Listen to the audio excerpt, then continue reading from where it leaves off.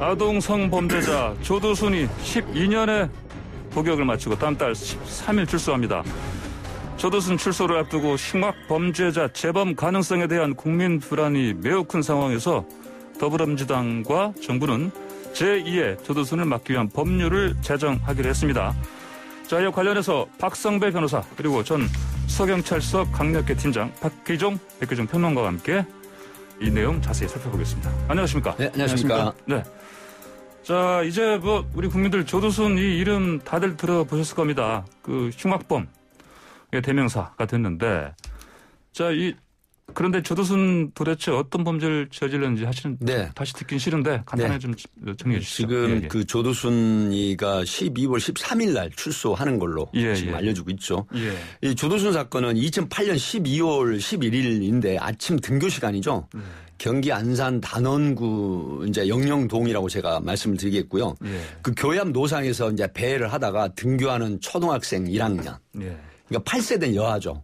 이 아이에게 교회에 다녀야 된다라고 해서 사실은 뭐 일부에서는 뭐 유인했다라고 하는데 납치죠. 이 50대 남성이 그 당시 조두순 나이가 50대였는데 그래서 이 아이를 교회가 있는 건물 그 화장실로 끌고 가서 이제 여기서 유사성행위를 강요를 합니다. 그렇게 하고 이걸 거절한다고 해서 주먹으로 무차별 가격을 합니다. 그리고 이제 기이한 행동을 해요. 굉장히 잔혹한 행동을 하는데 얼굴을 물어뜯는 형태의 그런 어떤 잔혹행위를 합니다. 이게 공소사실에 나와 있는 건데요. 그 다음에 이제 어떻게 하냐면 이 8세 여아를 50대 남성이 거기에서 성폭행을 시도를 합니다. 결국은 성폭행을 하고 나서 이 아이가 어떻게 됐냐. 비골골절은 그렇다고 치고요. 이 복부 하배부 골반 부위 외상성 절단 영구적 장애. 이거를 가합니다. 그래서 피해자와 그 가족에게 무려 12년이 넘는 지금까지도 평생 지울 수 없는 그런 참혹한 고통을 안기는 악마 같은 그런 범죄를 한 사람입니다. 다시 되뇌기도 사실은 끔찍한 그렇습니다. 그런 범죄. 네, 그래서 저도 지금 절제된 단어를 사용을 했지만 정말 끔찍합니다. 백효정 평론가께서는 항상 이렇게 분노하시면 목이 메이시고 네, 아닙니다. 자, 근데 이제 그동안 뭐 많은 뉴스가 나왔습니다만 그래서 이제 그 불안감이 커지니까 이를테면 뭐 피해자 쪽이 이사를 뭐 가는 문제 뭐 이런 것도 얘기가 됐었고 또 나오면은 성범죄자 뭐 신상 정보 5년 동안 공개하고요. 또 7년간은 그 전자발찌 착용한다. 이런 보호 감찰한다고 하는데 이게 재범을 막기 위해서 어떻게 좀 효과가 있겠습니까? 전자발찌 실효성에 대해서 많은 분들이 의문을 가지시는 경우가 많은 것 같습니다. 그 우려가 기우에 불과하다고 평가하기는 어려울 것 같고요. 실제로 전자발찌의 경우에는 훼손 가능성이 일부 남아 있습니다. 훼손을 시도하게 되면 경보가 울린다고 법무부는 설명하고 있지만 전자발찌를 부착한 채로 범죄를 저지르고 도주하는 경우도 왕왕 발생하고 있습니다. 사실 전자발찌를 부착하게 되면 24시간 동선이 공개되긴 하지만 그게 다인 게 또 역설적입니다. 동선만 공개되는 것이지 그렇다고 범죄 행위 자체를 막을 수는 없잖아요. 의도된 범죄 자체를 차단할 수가 없고 동선 내에서 발생한 범죄를 사전 예방하는 기능도 약한 것이 사실이거든요. 이런 상황이다 보니까 이 전자발찌에 체온, 맥박, 알코올 농도 등 생체 정보를 인지할 수 있는 기능을 부과하자는 논의도 있긴 하지만 지나치게 기본권을 제약하고 위헌성 논란이 크다 보니까 쉽사리 도입은 못하고 있는 상황입니다. 더 정밀하게 추적할 수 있는 그런 추가적인 기능을 얹자 이런 것도 있지만 그건 아직까지는 위헌성 여부 등 때문에 좀 힘들다 이런 말씀이시네요. 그러면 지금 최근에 그 청와대 국민청원에 12만 명이 넘는 그 국민들 동의한 이 건이 있습니다. 그러니까 제2의 조두순을 막기 위한 새로운 법률을 제정하자 이런 건데 이게 지금 되고 있죠, 제정이?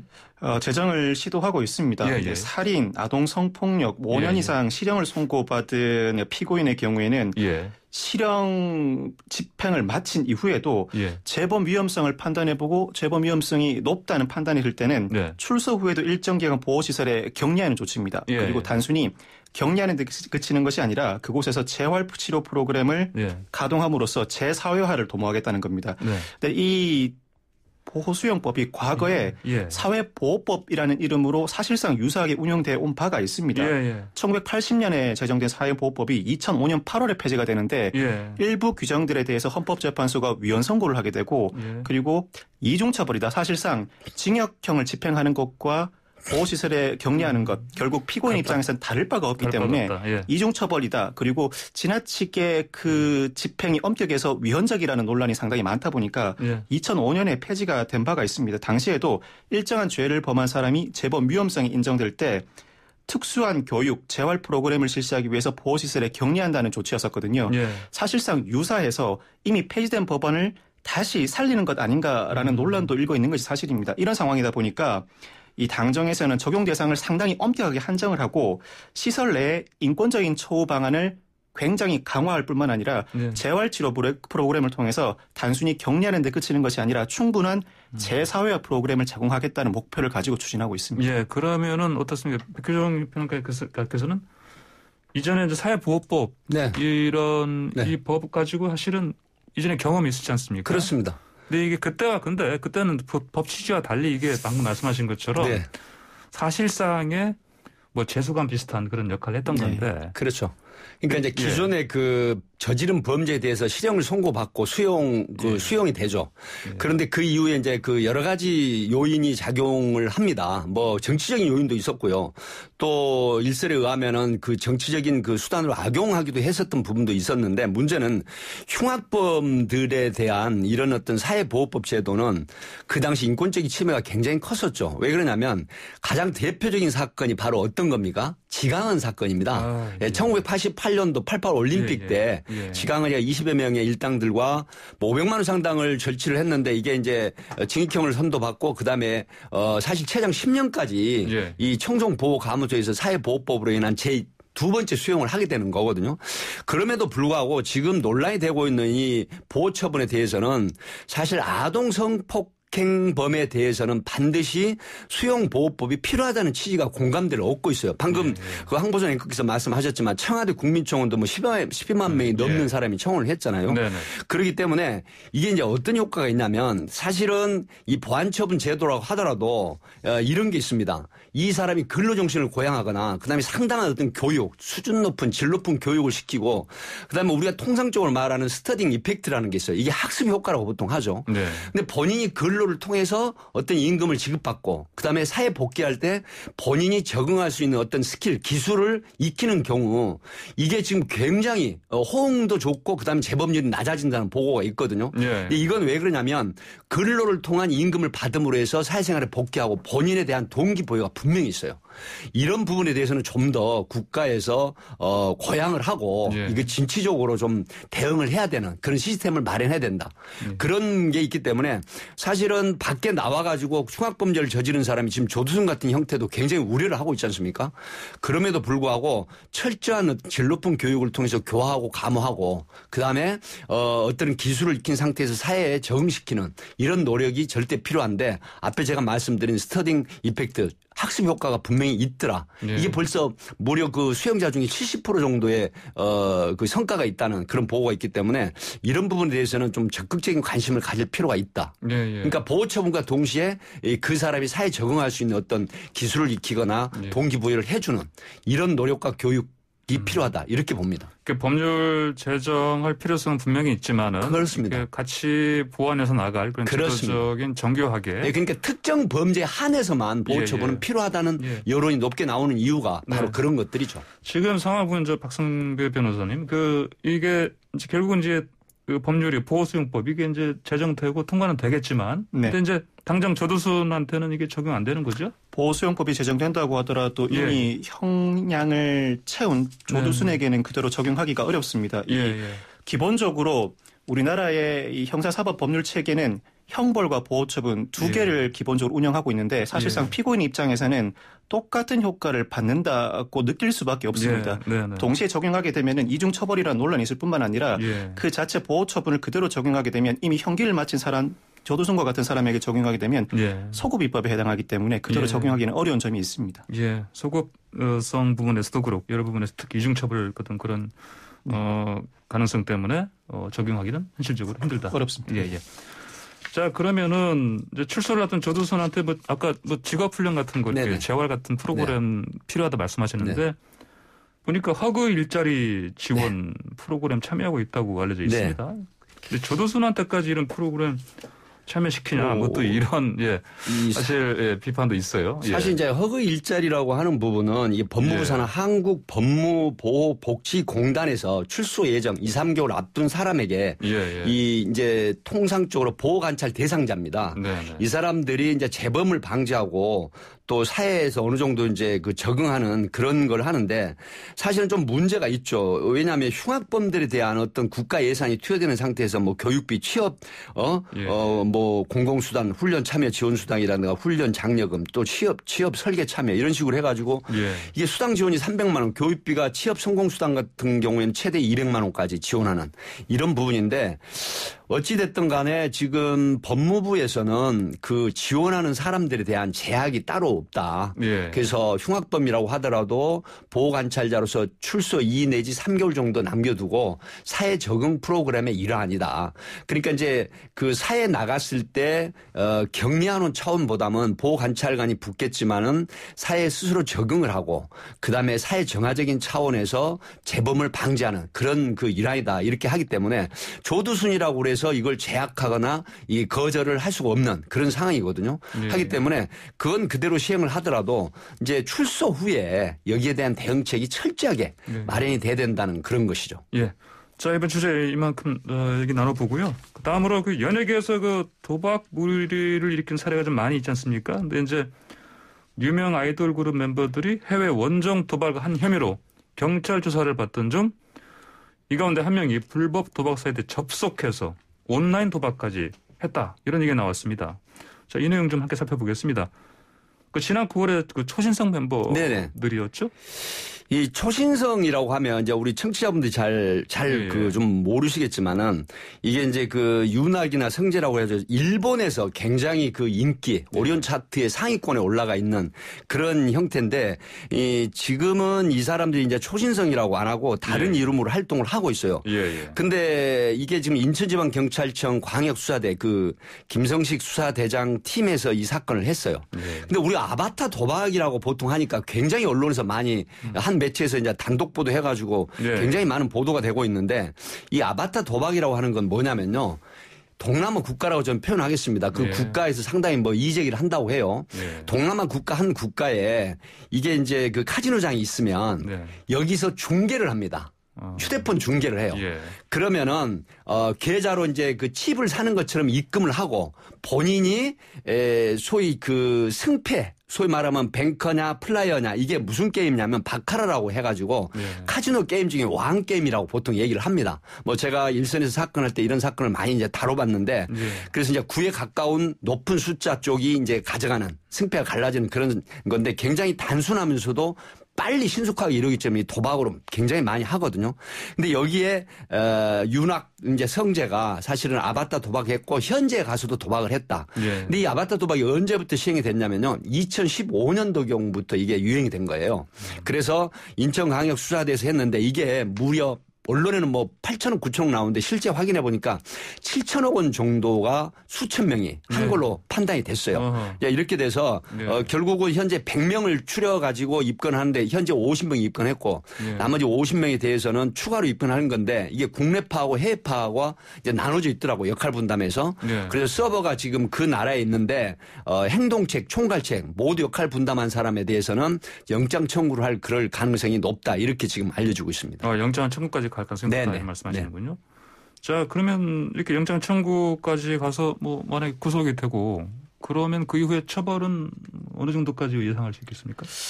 도박죄의 경우에는 기본적으로 1,000만 원 이하의 벌금이지만 일시 오락 정도에 불과한 경우에는 처벌하지 않고요. 상습 도박이 인정되면 3년 이하의 징역 또는 2,000만 원 이하의 벌금에 처해지게 되는데 통상 집단적인 도박 사건이 발생하게 되면 이 사건에 관여한 사람들 중 누구를 처벌하고 누구를 처벌하지 않을지 경찰이 그 기준을 세우게 됩니다.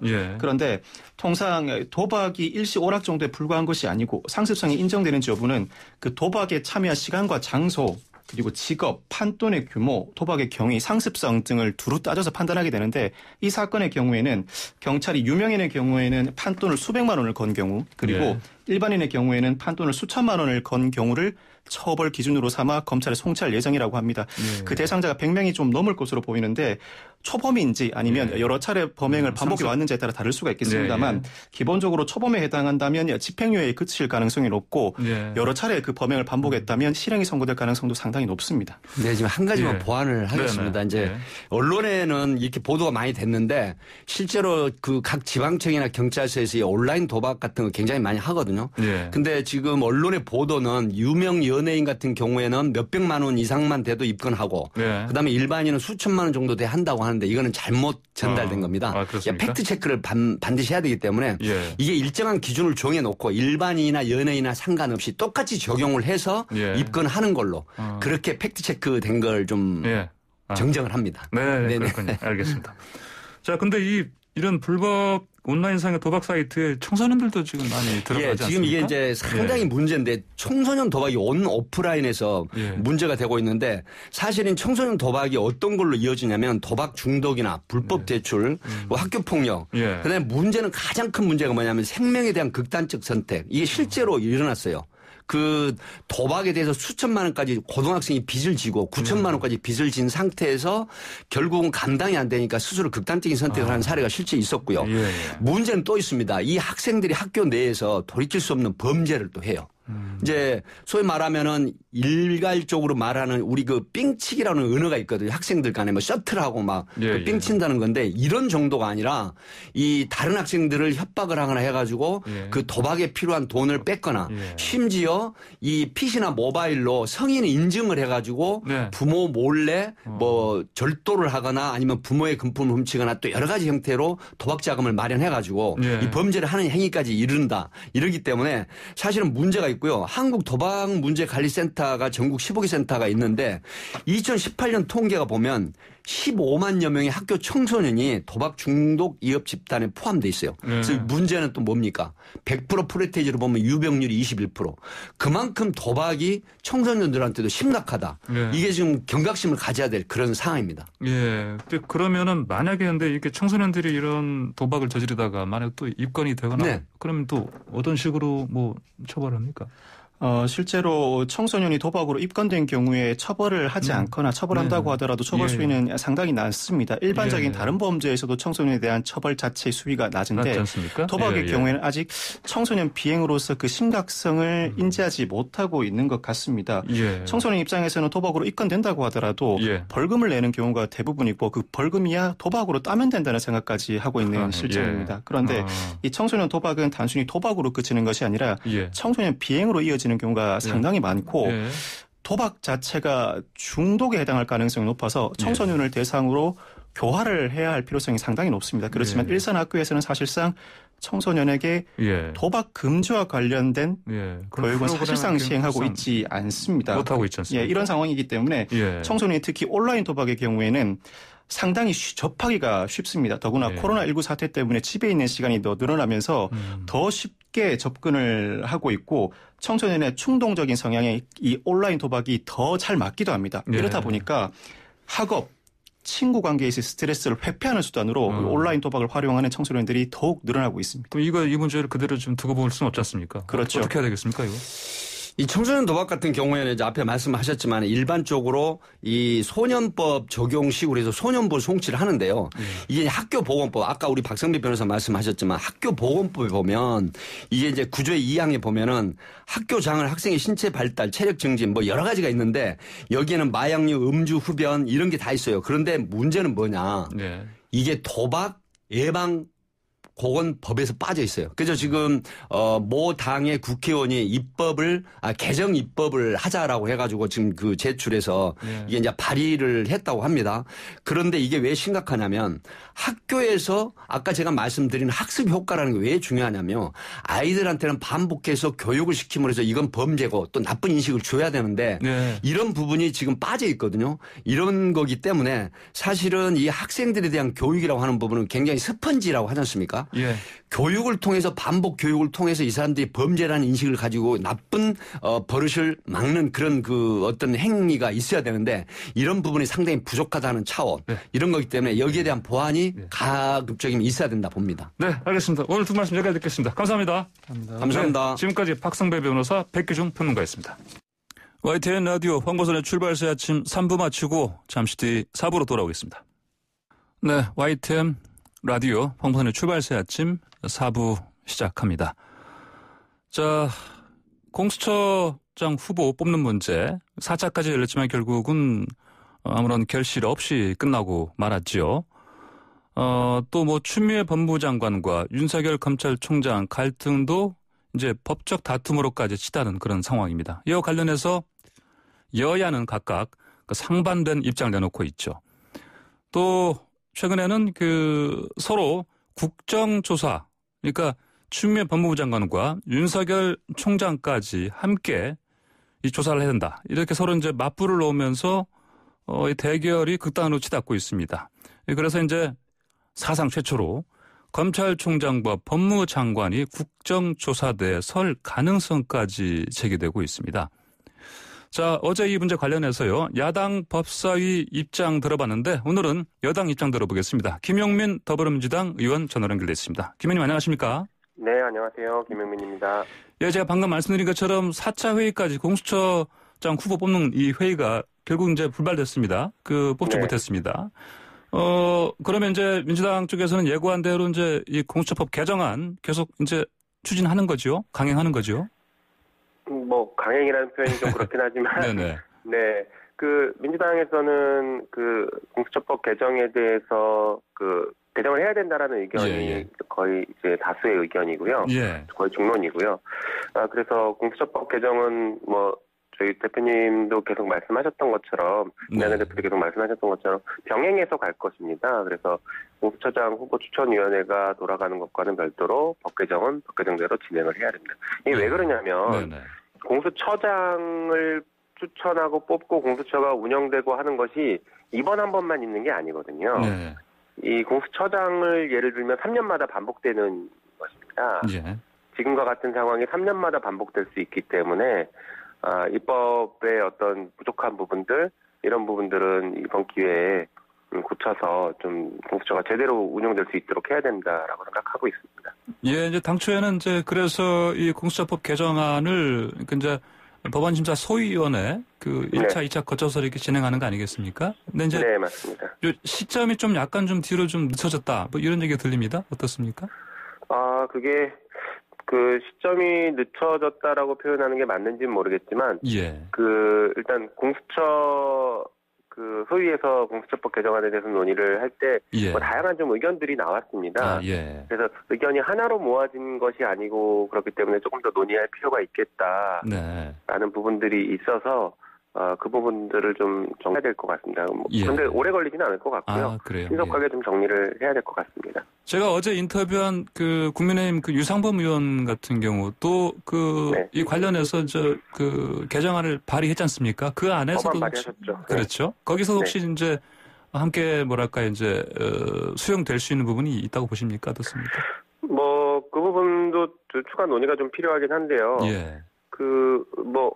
특정 어떤 부분들은 또 저희가 고려해야 될 부분도 있겠다라는 생각이 들긴 들어요.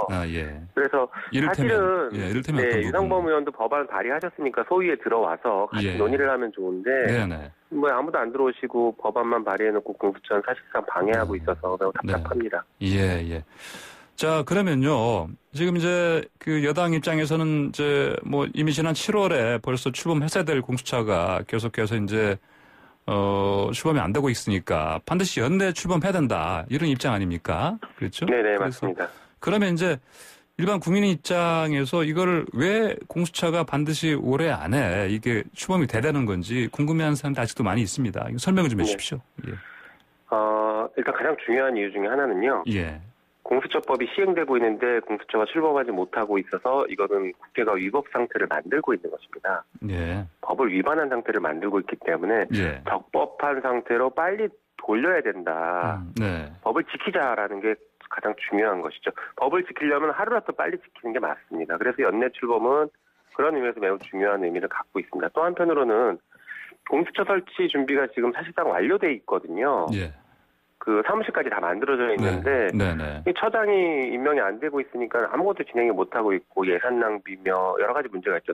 또 게다가 내년 예산에 공수처 예산이 들어가야 되는데 지금 공수처장이 없다 보니까 그 부분도 지금 미비한 점이 있습니다. 또 한편으로는 그 정기국회 내에서 처리를 해야 공수처가 신속하게 출범할 수 있는데 이번 정기국회 넘어가면 임시회가 이제 뭐 언제 잡힐지 모르고 법상으로 또 2월 달에 임시회가 있도록 돼 있으니까 한참 또 미뤄지는 것이죠.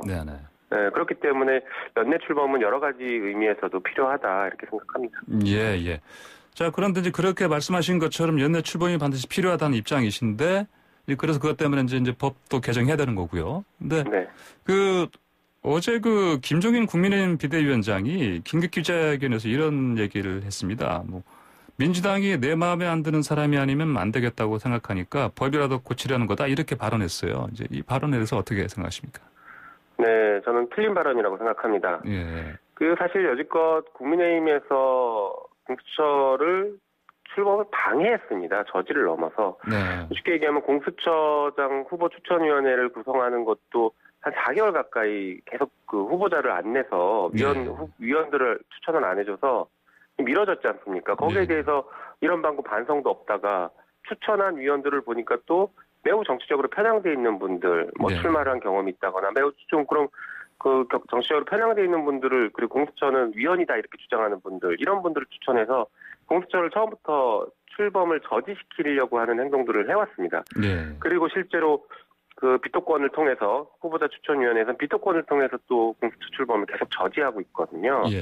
이것은 이제 국민의힘이 지금 잘못한 것들을 바로잡기 위한 그런 법 개정에 대해서 오히려 여당이 잘못됐다 이렇게 평가하는 것은 매우 잘못됐고 우선순위가 잘못됐다고 생각합니다. 하지만 지금의 공수처장 후보 추천위원회는 실제 사실 다수결의 원리에도 잘 맞지 않습니다. 우리가 다수결의 원리에서는 충분한 토론을 통해서 다수의 의사에 따라서 결정하고 소수를 배려하는 게 중요한데 지금은 충분한 토의도 좀 어렵긴 하지만 소수의 의사가 다수를 지배하는 그런 효과를 발생하고 있거든요. 다시 말해서 지금의 비토권이 아니라 야당의 추천권으로 활용될 수 있는 구조입니다. 그래서 이런 부분들은 잘못됐고 더 나아가서는 야당 추천 후보자들끼리도 자신들이 추천한 후보에 대해서 또 비토권을 행사합니다. 적어도 자기들이 추천한 후보에 대해서는 찬성을 해줘야 이게 공수처에 대해서 진지하게 임하고 있다 이렇게 볼 수 있는데 자기들이 추천한 후보를 자기들이 반대하는 것은 공수처를 아예 출범시킬 의도가 처음부터 없었다, 생각이 없었다 이렇게 보이는 것이죠. 예, 알겠습니다. 자, 추경 갈등 문제 좀 여쭤봐야겠어요. 이제 어제 윤석열 검찰총장 출석을 두고 국회 이제 법제사법이 연속 파행이다 이런 기사가 나왔는데 특히 이제 민주당이 윤석열 총장의 출석을 막고 있다 하면서 이제 야권 이런 주장을 놓고 이제 설전이 벌어졌다는데 이게 또 이런 발언이 윤호중 위원장한테서 나왔습니다. 국민의힘은 크게 반발하고 있고 이 상황은 좀 어떻습니까?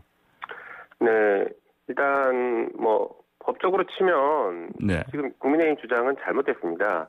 상임위 소집 요구를 제적의원 4분의 1로 요구할 수는 있습니다. 거기에 따라서 상임위가 개최될 수는 있거든요. 그런데 어떤 논의를 할지 다시 말해 의안을 어떤 걸 상정할지는 국민의힘에서 정하는 게 아닙니다. 안건에 대해서는 여야가 간사간에 합의를 하거나 위원회 의결로 정해서 그 위원장이 상정을 해야 그걸 논의를 할 수 있는 것이거든요. 그런데 의안이 상정이 안 됐는데 야당에서는 일방적으로 자기들이 주장하는 의안이 상정됐다라고 법을 왜곡해서 얘기하면서 주장하고 있어서 잘못된 것입니다. 또 한편으로는 윤석열 총장 출석 얘기를 하고 있는데 윤석열 총장은 지금 직무 집행 정지가 됐습니다. 다시 말해서 검찰총장으로서의 직무를 할 수가 없습니다. 그런 검찰총장으로서의 직무를 진행할 수 없는 기관장을 어떻게 저희가 부릅니까? 그것도 법 논리상 말이 안 됩니다. 필요하다라고 하면 증인으로 불러서 증인 선서를 하게 해서 증언을 하거나 이런 방식이 맞는 것이지 지금 기관장으로서 아무런 권한을 행사할 수 없는 사람을 기관장의 지위로 부른다는 것은 모순된 행동이죠. 지금 이제 법무장관과 검찰총장 갈등 관련해서요. 진중권 전 동양대 교수 같은 경우는 이런 표현까지 있었습니다. 들으셨는지 모르겠는데 추미애는 깍두기다 결정은 청와대. 이게 뭐 한마디로 뭐 청와대 침묵에 대해서 비판하는 얘기 아니겠습니까? 예. 네. 일단은 그 비판도 저는 진중권 씨가 그것에 대해서 근거를 제시하면서 비판을 했으면 좋겠습니다. 네, 아무런 근거 없이 그렇게 비판하는 건 잘못된 것이죠.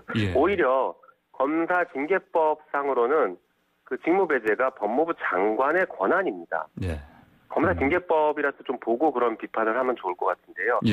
그 장관의 권한에 대해서 청와대가 이래라 저래라 하는 게 오히려 더 문제야 아닙니까? 침묵하는 게 맞죠, 사실은. 네. 끝으로요. 지금 추미애 장관께서 검찰총장 그 징계 사유 중에 하나로 그러니까 판사를 사찰했다. 뭐 이런 게 나와 있습니다. 이거 어떻게 보십니까? 저는 그 부분 매우 심각한 사안이라고 보고 있습니다. 뭐 단순히 공소유지를 위한 정보라고는 하지만 그 검찰은 그 정보를 수집할 권한이 기본적으로 없습니다. 검찰청법에 검사의 업무가 나오는데 직무가 나오는데 정보 수집 권한은 없습니다. 정보 수집은 국정원에서 하는 거죠, 사실은. 그럼에도 불구하고 법을 위반해서까지 정보를 수집했습니다. 그거 자체가 심각한 위법 행위인데, 게다가 이 정보를 수집한 게 사법부의 어떤 판단에 영향을 실질적으로 미칠 수 있는 상황들이 발생하고 있거든요. 그 무렵에 단독 보도를 통해서 판사 개인을 공격하는 정치적인 기사들이 나온다거나 아니면 사실 정보를 수집한다라는 것 자체만으로도 그 판사 귀에 다 들어가거든요. 왜냐하면 주변 사람들한테 세평을 물어보기 때문에 그 판사 귀에 다 들어갑니다. 내 정보를 지금 검찰이 수집한다라고 하면 두렵죠. 그것은 판결에 영향을 실질적으로 미치는 행동들을 하는 것이죠. 그것은 사법권의 독립을 인정한 우리 헌법을 위반한 위헌적인 행동이라고 볼 수 있습니다. 매우 심각한 문제라고 봅니다. 네, 알겠습니다. 오늘 말씀 여기까지 듣겠습니다. 감사합니다. 네, 감사합니다. 네, 지금까지 김용민 더불어민주당 의원이었습니다. 네, 매일 아침 스포츠의 매력을 짧고 굵게 전해주는 코너죠. 스포츠가 얼마나 좋은지 YTN 스포츠부 조은지 기자 오늘은 전화로 연결했습니다. 안녕하십니까? 안녕하세요. 아쉽게도 오늘 비대면입니다. 네, 코로나19 상황도 있으니까 비대면 그냥 우리가 받아들이고 해야죠. 네. 그래서 오늘 안 나온 거예요? 비밀입니다. 비밀 주의로 하겠습니다. 알겠습니다. 네. 자, 새벽에 손흥민 선수 경기 있었나요? 네, 쏜모닝 기대했는데 오늘은 아닙니다. 토트넘 안방에서 유로파리그 경기 불가리아 루도고레츠 상대로 손흥민 선수 벤치에서 출발을 했습니다. 그래요? 경기가 밀리면 언제든지 투입될 거라서 사실 5분 대기조 느낌으로 봤는데 토트넘이 전반부터 이적생 비니시우스의 2골로 앞섰고요. 후반에도 윙크스, 모우라 잇따라 골 넣어서 4대0으로 대승을 거뒀습니다. 손흥민 선수 또 해리케인 선수는 벤치에서 잠바 입고 수다 떨면서 마음 편히 푹 쉬었고요. 토트넘은 유로파리그 3승 1패로 조 2위가 됐고 루도고레츠는 4연패로 최하위가 됐습니다. 보니까 휴식해서 좋은 건 좋은 거지만 그러면 골을 더 이렇게 또 올릴 수 있는 그런 기회가 그러면 날아갔지 않습니까? 네, 사실 손흥민 선수 오늘 나왔으면 몇 골은 더 넣었겠다 싶은 그런 수준이었습니다, 상대가. 근데 지옥 일정 때문에 마음만 뛰었습니다. 토트넘은 월요일이 되는 새벽이죠. 30일 새벽 1시 반에 첼시와 격돌을 합니다. 토트넘 무려 35년 만에 리그 선두에 올렸다고 말씀드렸는데 토트넘은 승점 20, 첼시는 승점 18로 3위입니다. 첼시전 지면 선두 빼앗긴다는 말이죠. 여기에다가 12월 4일에도 유로파리그 있고 6일에는 또 다른 명가 아스널과 리그 대결이 있습니다. 사나흘 간격으로 경기가 촘촘하게 있어서 오늘 휴식은 주전 공격수 득점 기계인 손흥민을 미리 배려해주는 차원이라고 보면 될 것 같고요. 오늘 푹 쉬었으니까 첼시전에서 리그 2경기 연속골 또 득점 선두 탈환에 도전했으면 합니다. 첼시전을 강하지 않습니까? 한번 기대해봐야겠습니다. 그렇죠. 자, 마지막으로요. 배구 여자 김연경 선수 악플러 고소했다고요? 네, 악플러들에게 칼을 뽑았습니다. 매니지먼트사가 허위사실, 성희롱, 인신공격 등의 내용을 담은 게시글, 악성 댓글 모아가지고 명예훼손과 모욕 혐의로 고소장을 냈다고 밝혔는데요. 꽤 오래 모은 자료를 무작위로 뽑아서 1차로 고소했고 추가 고소도 계속 진행하겠다 얘기를 했고 합의는 원칙적으로 고려하지 않는다고 강경 입장을 냈습니다. 도를 넘는 악성 공격 뿌리 뽑아야겠죠. 결과도 지켜보고 전달드리겠습니다. 네, 오늘 말씀 잘 들었습니다. 감사합니다. 감사합니다. 네, 지금까지 YTN 스포츠부의 조은지 기자 함께했습니다. YTN 라디오 홍보선의 출발새 아침 여기서 마치겠습니다. 저는 다음 주 월요일에 다시 뵙겠습니다. 감사합니다.